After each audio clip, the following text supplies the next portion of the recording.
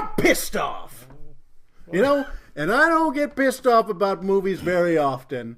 What a bomb. What a disappointment. Couldn't believe my eyes. Utterly disappointing. An old asshole who's drinking titty milk and fishing with a spear that he might as well be shoving up his ass. There are a lot of angry Star Wars fans out there right now. And to be honest, I get it. The Last Jedi failed to live up to fans' expectations, and Solo was obviously the product of a rushed job to fix what wasn't originally working. They both left fans wanting. And that's okay. If you don't like the direction of the new Star Wars movies, books, or TV shows, you're entitled to that. It's absolutely fine. But I just feel like there's a toxicity in this disapproval, which I get. Star Wars is a big deal to a lot of people. To change what a Star Wars story is akin to sacrificing a sacred cow. But I feel like there's a better way to talk about this. This past summer while on vacation, I had this idea to read through the Star Wars books and talk about them on this YouTube channel. Not so much review and state whether I like the book or not, which I will do, but to look at the story structure, and what that story does well. I firmly believe that even in bad art, there within still lie good ideas. And that's going to be the purpose of the series. I'm going to start with the new canon, starting with the novelization of the Phantom Menace, which I know is technically Legends, but we're just going to go with it. And I don't want to talk about the failures of the story, but focus on what it did well. So, let's get this started. Hi, I'm Vladimir Alexander, you can call me Alex, and this is Reading Star Wars.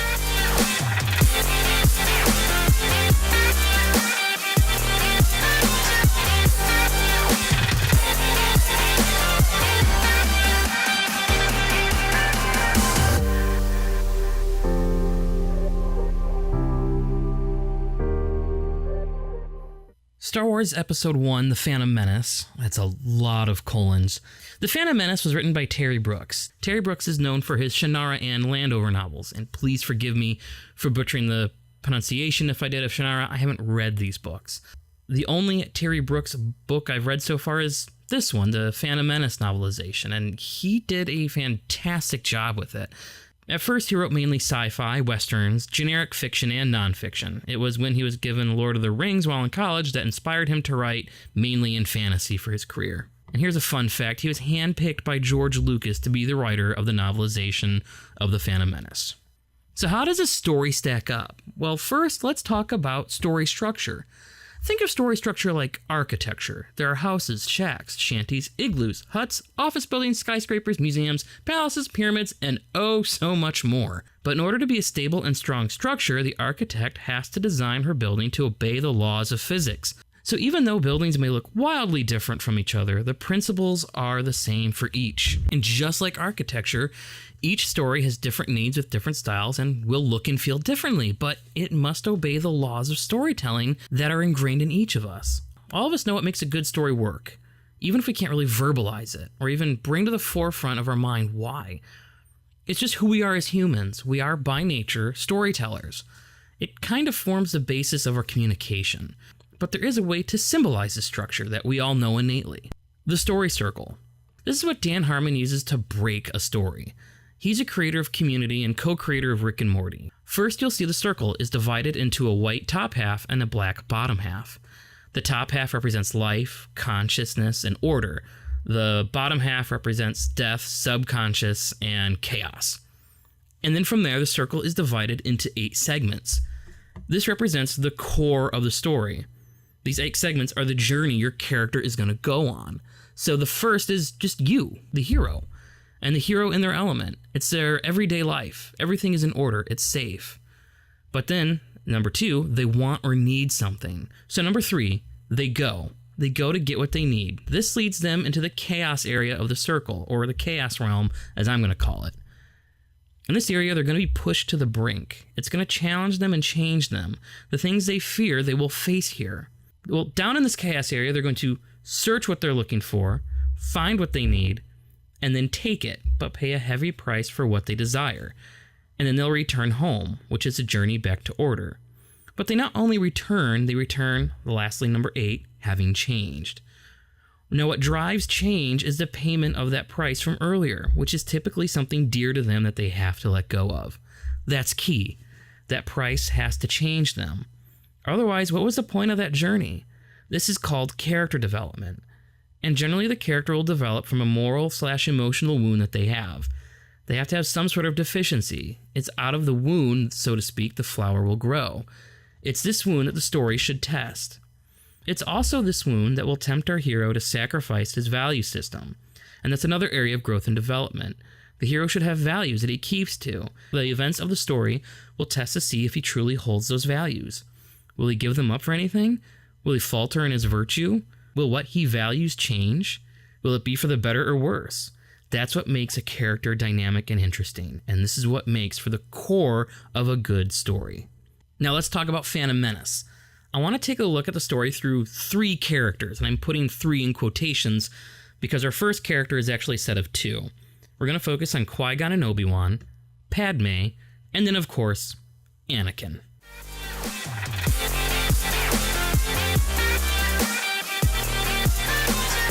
The hero of the story isn't who the writer tells us who the hero of the story is.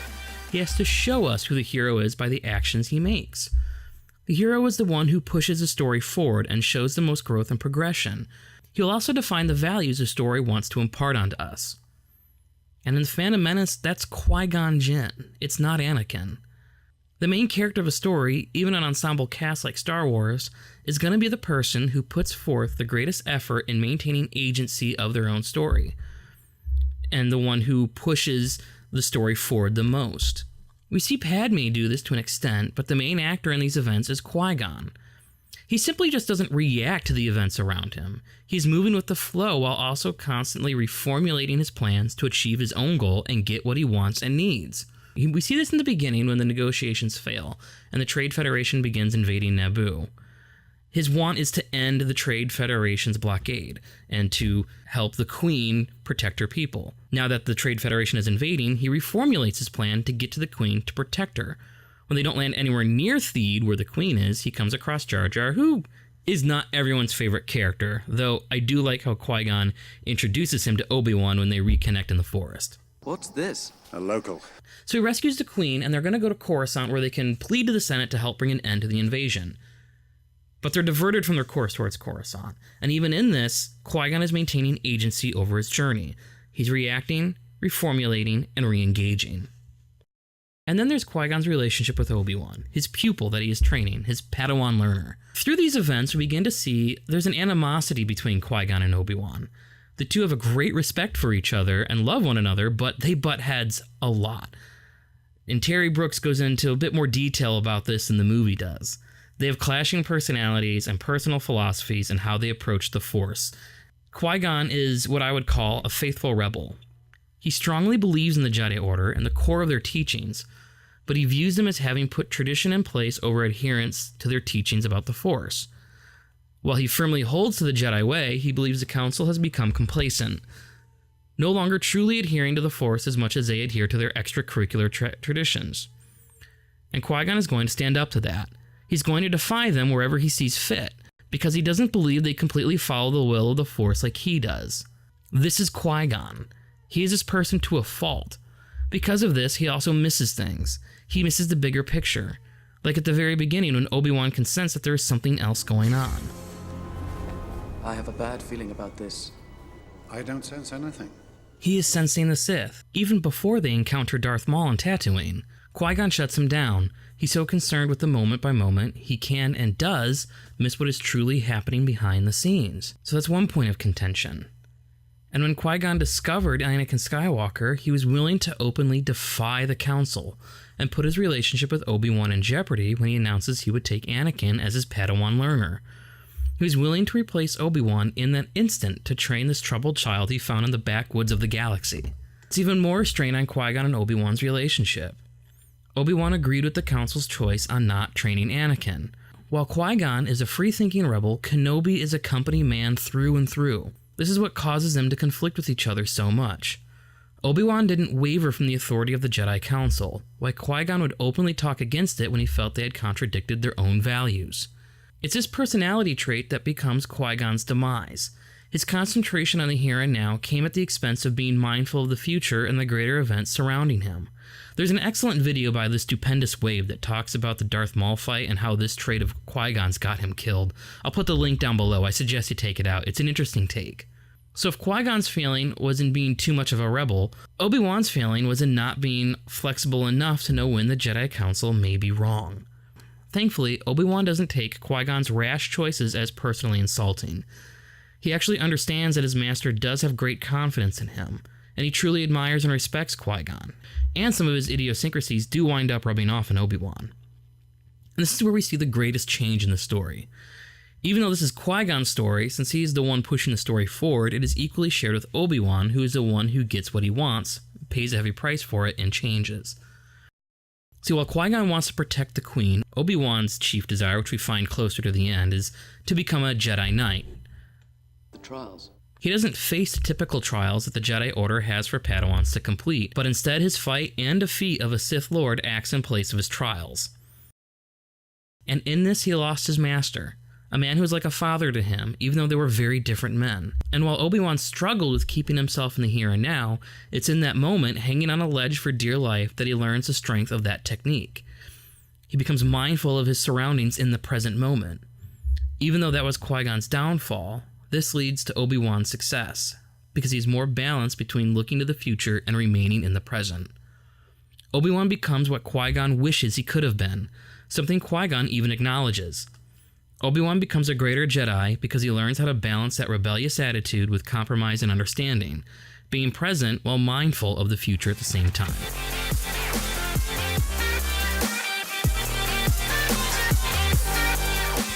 To get a good picture of Padmé's journey through the Phantom Menace, we have to take a look at it with the knowledge that she is indeed Queen Amidala throughout the whole story. Which, I will add, the book does a better job of foreshadowing and telegraphing that specific plot twist than the movie did. Padmé's arc isn't as exciting or nuanced as Qui-Gon and Obi-Wan's. She's a peace-loving ruler that doesn't wish to see her people suffer and go to war. Then they go to war. It was inevitable. No matter what her desires were, she is then forced on her journey. She still tries to get what she wants using the proper peaceful channels like emotion in the Senate. It fails. And in this moment, she realizes she has to do something brash. She has to stab a faithful ally and friend in the back. See, the Supreme Chancellor of the Senate, Valorum, is on Padmé's side. He's the one that sent Qui-Gon and Obi-Wan to go and negotiate a peace and end the blockade. But all of this is becoming very ineffective. In that moment at the Senate floor, she learns that a good leader sometimes has to get her hands dirty. A good leader sometimes has to go to war, and there will be casualties. This is her price she has to pay to get what she wants. But she's young and she's naive and therefore easily manipulated. While she may not know it, us Star Wars fans know who Palpatine really is. The man orchestrating this whole crisis to get elected into the Supreme Chancellor position to take power over the Republic. But Padmé's not aware of that when she makes this choice. Shortly after calling the vote for no confidence, she decides she needs to go back home to Naboo. She's already declared a war in the Senate, so to speak, sacrificed a good ally, and now she needs to go to war for the good of her people. This is her journey back from the Chaos Realm. She got what she needed. She lost a bit of herself in it, but is coming back intact and knowing that leading requires making hard choices and hard sacrifices. And there are times you have to do things that you don't want to do. While peace is the objective, you sometimes have to go to war.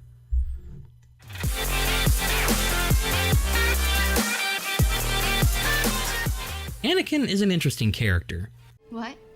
And that's made possible by the novelization. Unlike the movie, which opens up with Qui-Gon and Obi-Wan, the book opens up with Anakin in a pod race. The very pod race he crashed Watto's pod in. It was barely mentioned in the movie, was a throwaway line to up the stakes of the pod racing sequence. But in the book, Terry Brooks uses it to establish Anakin's connection with the Force and his incredible supernatural skills as a pilot. When we meet Anakin, this isn't his Chaos Realm. This is actually his realm of order. For the rest of the characters, Qui-Gon, Obi-Wan, Padmé, and Panaka and the others, they are in the middle of their adventure, in the midst of searching for their need. Tatooine is a strange place for them. They're in their Chaos Realm. They don't know it. They're trying to find what they want. And Anakin is just there. His desires haven't been established at this point in the story. It's not established until they're eating dinner during the sandstorm. He wants to be free. He doesn't want to be a slave anymore. He's actually working to figure out a way to remove the tracker in him and his mom so that way they can run away. But that's just another throwaway line. We don't actually see him doing any of that. He just says, I'm working on it. But he does nothing himself to accomplish this. His freedom is actually given to him by Qui-Gon. Anakin just simply reacts to the actions of Qui-Gon and doesn't advance his story forward in any meaningful way. And that's his whole role in the story. He accomplishes everything by happenstance and accident. He doesn't put forth any meaningful action to fulfill his own destiny. He's just along for the ride. I will say at the very least, Terry Brooks does an excellent job of giving more detail on how Anakin destroys the droid control ship. While the movie makes everything seem like a happy accident, he heavily alludes that his careening into the control ship and firing the proton torpedoes into the reactor were done by the will of the Force, as if something else was acting upon Anakin without him consciously being aware of it, which is also used as a humorous moment when he fires the torpedoes and misses every droid and complains about missing his shot. The only action of consequence Anakin takes is to leave his mother behind, which is more greatly explored through the book than in the movie. This action splits Anakin in two. He doesn't get over it. For the rest of the story, Anakin is filled with both hope for his future and regret in leaving behind the one anchor he had that made sense to him. So once our heroes leave Tatooine, Qui-Gon has what he needs and is making his journey home, while Anakin, on the other hand, is descending into the Chaos Realm. He doesn't understand this world at all. It's foreign to him, and he feels scared and alone, with only Padme to give him true comfort. Which, as a side note, let's talk about the creepiness of this relationship for a second.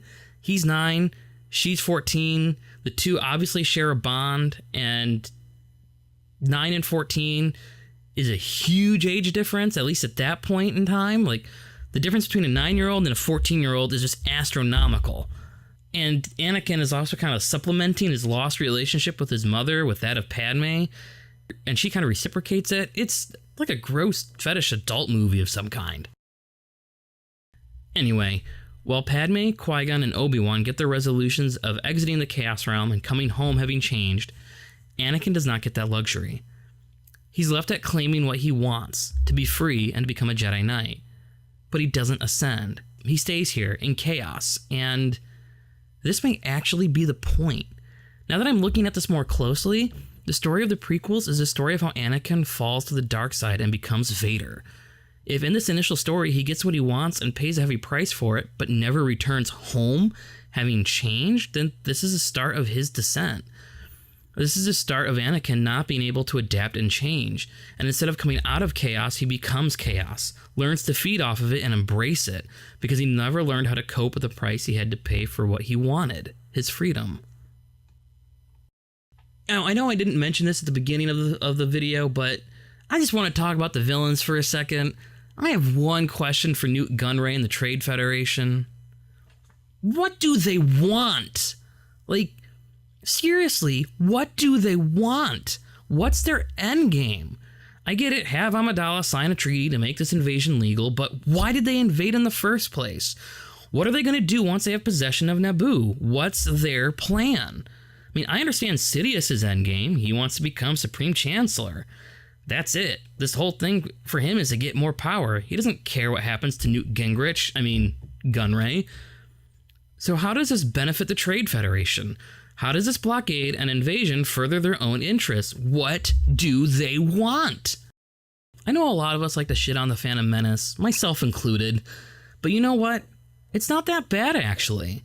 There are some really interesting characters who have more depth than we give them credit for, and they need to lighten up on Jar Jar. He is annoying, but he accomplishes exactly what he was set out to do, be comedic relief for children. And I was 12 when this came out, and I was fine with it. I was a child. Seeing Jar Jar step and poop was funny. Seeing anyone step and poop is funny.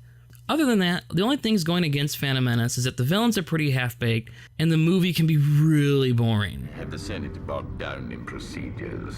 I don't care about taxation of trade routes. I was 12 when this came out. I didn't care about taxation of trade routes then, and I don't care now. Plus, why am I watching Galactic C-SPAN? Hey, E.T.